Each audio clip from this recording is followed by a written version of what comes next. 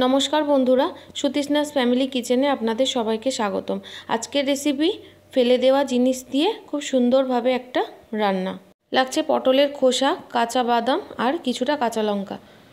पटलेर खोसागुलोके जलेर मध्य दिए भालो करे सेদ্ধ करे नेब। सेদ্ধ हये गेले भालो करे जल झेड़े छेके नेब। एबार मिक्सिंग बोलेर मध्य निये नेब भेजानो काँचा बादाम, काँचा लंका और पटलेर खोसागुलो दिए একটা মসৃণ পেস্ট বানিয়ে নেব। যত বেশি ভালো বাটা হবে তত বেশি খেতে ভালো হবে।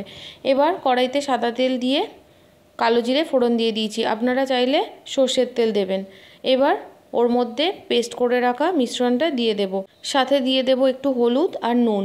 আপনারা চাইলে স্বাদের ব্যালেন্সের জন্য একটু চিনি বা গুড় অ্যাড করতে পারেন। এবার খুব ভালো করে মেশাতে থাকবো, কন্টিনিউ নাড়াতে থাকবো। একটা সময় হবে নাড়াতে নাড়াতে পুরো শুকনো হয়ে কড়াই থেকে ছেড়ে দেবে। যাতে কড়াইয়ের নিচে লেগে না যায় তার জন্য বারবার করে খুন্তি দিয়ে মিশ্রণটা নাড়াতে হবে। হাতে একটু সময় নিয়েই এই রেসিপিটা করতে হবে। তৈরি হয়ে গেছে পটলের খোসা বাটা।